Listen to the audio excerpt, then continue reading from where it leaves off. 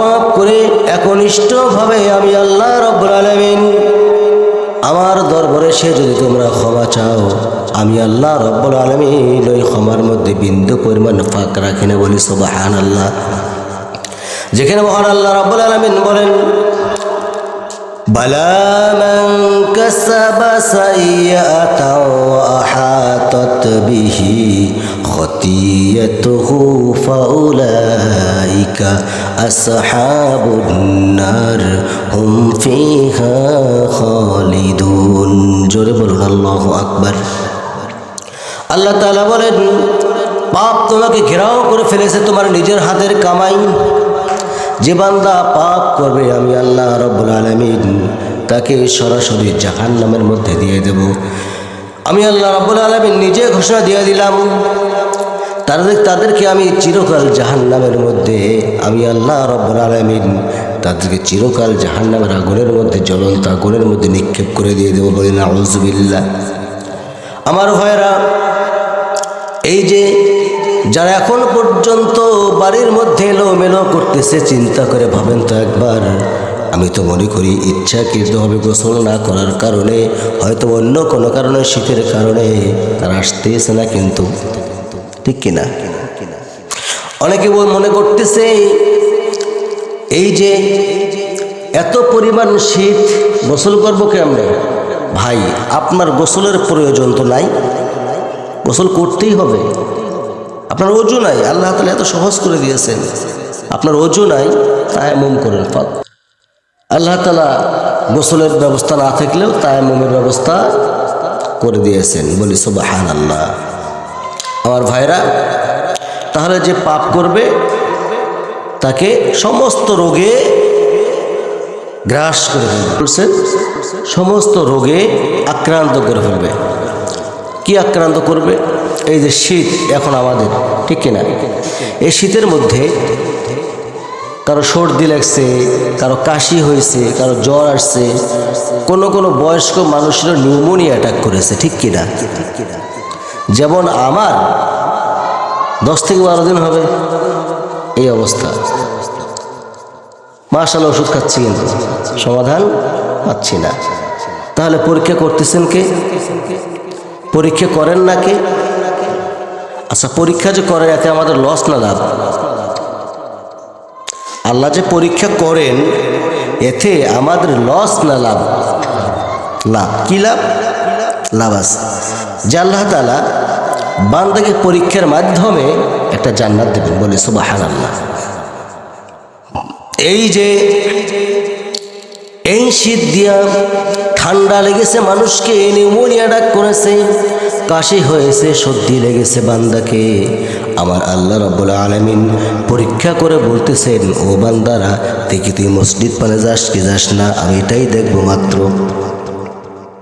যে বান্দা মসজিদের দিকে আসলো সেই বান্দাকে মহান রব্বে কারীম পিছনের সমস্ত গুনাহগুলো মাফ করে দিয়ে বলে, বান্দা, তুই শীতের মধ্যে সমস্ত কাজকর্ম, ব্যবসা বাণিজ্য ফেলাইয়া দিয়া এই শীতের মধ্যে গোসল বানাইয়া নিয়ে বান্দা তুই আমার মসজিদের দিকে ধাবিত হলি। বান্দা, আমি তোর সমস্ত পিছনের তামাম জিন্দেগির গুনাহগুলো মাফ করে দিয়ে আমি আল্লাহ রাব্বুল আলামিন তোকে স্বয়ং সম্পূর্ণভাবে আমি আল্লাহ তোকে নিষ্পাপ বানায় দিয়ে দিলাম। আমার বন্ধুগণ, আমার ভাইরা আমার, তাহলে আল্লাহ রাব্বুল আলামিন পরীক্ষা করবেন। যেহেতু পূর্বের নবী রাসূলদেরকেও মহান রব্বে কারীম পরীক্ষা করে নিয়েছিলেন। আল্লাহ তাআলা বলেন, আহাসিবান নাস আইয়ুতরাকু আইয়াকুলু আমান্না ওয়া হুম লা ইফতানুন। জোরে বলুন আল্লাহু আকবার। আল্লাহ তাআলা বলেন, তুমি কি মনে করেছো আমি তোমাদেরকে এমনি এমনি ছেড়ে দেব? না না না, আমি আল্লাহ তাআলা তোমাদেরকে অবশ্যই তোমাদেরকে আমি পরীক্ষা করে নিয়ে নেব। তার কারণ পূর্বের নবী রাসূলদেরকেও আমি আল্লাহ রাব্বুল আলামিন পরীক্ষা করে নিয়েছি। প্রিয় ভাইরা আমার, ইব্রাহিম আলাইহিস সালাতু ওয়াস সালাম, তার পরীক্ষা কেমন ছিল কেউ কি বলতে পারবেন? বলতে পারবেন? আমার ভাইয়েরা, আমার বন্ধুগণ, আমার আদম আলাইহিস সালাম থেকে শুরু করে নিয়ে বিশ্বনবী মুহাম্মদ সাল্লাল্লাহু আলাইহি ওয়াসাল্লাম পর্যন্ত এত পিয়ারা বান্দাগুলো ছিল, এত পিয়ারার নবীগুলো ছিল, তাদেরকে আমার আল্লাহ রব্বুল আলামিন এত পরিমাণ পরীক্ষায় ফেলেছিলেন যা ছিল কল্পনার বাহিরে। আদম আলাইহিস সালাতু ওয়াস সালাম জান্নাত থেকে যখন দুনিয়ার জমিনে চলে আসলেন, তিনি দোয়া করছিলেন, এমন পরিমাণ দোয়া করলেন, যারা পারেন ঠোঁট মিলিয়ে আমার সঙ্গে পড়েন, রব্বানা যালামনা আনফুসানা ওয়া ইল্লাম তাগফির লানা ওয়া তারহামনা লানাকুনান্না মিনাল খাসিরিন।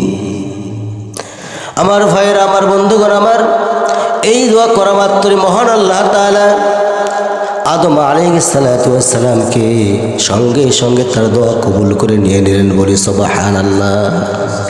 অনেকেই বলে অসংখ্য বছর পর্যন্ত আদম আলাইহিস সালাম এবং হাওয়া আলাইহিস সালাতু ওয়াস সালাম তারা নাকি কান্নাকাটি করছিল।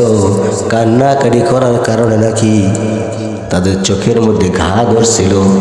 কথাটা কি ঠিক না? যখন আদম আলাইহিস সালাম চিন্তা করলেন, আমি তো পাপ করে ফেলেছি, নিজের নফসের সঙ্গে আমি আদম জুলুম করে ফেলেছি, আমি আল্লাহ রাব্বুল আলামিনের কাছে পানা চাই, আমি আল্লাহ রাব্বুল আলামিনের কাছে ক্ষমা চাই। হয়তো আল্লাহ রাব্বুল আলামিন নিশ্চয় আমার আল্লাহ রাব্বুল আলামিন আমাকে ক্ষমা করে দিয়ে দিবেন। বলি সুবহানাল্লাহ।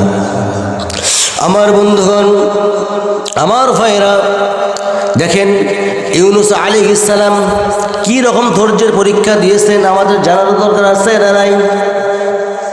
ইউনুস আলাইহিস সালাতু ওয়াস সালাম তিনি যখন এক পর্যায়ে দেখা গেল তাকে মাছে গিলে ফেললো, মাছের মধ্যে গিলে ফেলে ইউনুস আলাইহিস সালামের মধ্যে তিনটা কিন্তু পরীক্ষা ছিল এক সময়ের মধ্যে, এট এ টাইমের মধ্যে তিনটা পরীক্ষা ছিল। বলেন তো কয়টা? তিনটা পরীক্ষা ছিল এট এ টাইমের মধ্যে। তিনটা পরীক্ষায় দেখেন কেমন পরীক্ষা। মাছে গিলে ফেললো ইউনুস আলাইহিস সালাতু ওয়াস সালামকে। যখন মাছে গিলে ফেললো এক পর্যায়ে দেখা গেল, তাফসীর ইবনে কাসিরের মধ্যে আসছে, আবু দাউদ শরীফের মধ্যে আসছে, বুখারীর মধ্যে হাদিসটি আসছে। আমার ভাইরা, মাছে গিলে ফেলানোর সঙ্গে সঙ্গে দেখেন তিনটা অন্ধকার চলে আসলো তার জীবনে। কি তিনটা অন্ধকার চলে আসলো? ইউনুস আলাইহিস সালাতু ওয়াস সালাম যখন তাকে মাছে গিলে ফেললো, এটি তো মাছের একটা ভয় আছে না নাই? বলেন। ছোট মাছ, ভাই আমার দিকে দেখেন, ছোট মাছ, ছোট মাছটা একজন মানুষকে মাছে যদি গিলে ফেলতে পারে, সেই মাছটা কত বড় হতে পারে একটাবার চিন্তা করলেই আমাদের বোধগম্য হয়ে যায় দিলের ভিতরে। সুবহানাল্লাহ। প্রিয় ভাইরা আমার, ইউনুস আলাইহিস সালাতু ওয়াস সালামকে যখন মাছে যখন গিলে ফেললেন, গিলে ফেলানোর সঙ্গে সঙ্গে ইউনুস আলাইহিস সালাম মাছের ওই অথই তলদেশের মধ্যে, পানির তলদেশের মধ্যে, কোথায়? পানির একদম নিম্ন স্তরের মধ্যে চলে গেছে এই মাছটা। সেখানে একটা বিপদ।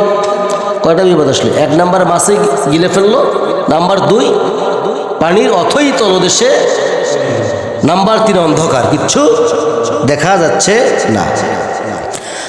সেই ইউনুস আলাইহিস সালাতু ওয়াস সালাম আল্লাহর কাছে দোয়া করলেন, আয় আল্লাহ তাআলা, আমি মনে হয় আমার নফসের উপর জুলুম করে ফেলেছি গো আল্লাহ, তুমি আল্লাহ আমাকে মাফ করে দিয়ে দাও। আজকেও যদি আমরা বান্দা হয়ে আল্লাহর কাছে পানা চাই, আল্লাহর কাছে তওবা করে ফিরে আসি, মনে হয় আল্লাহ মাফ করবেন না? করবেন?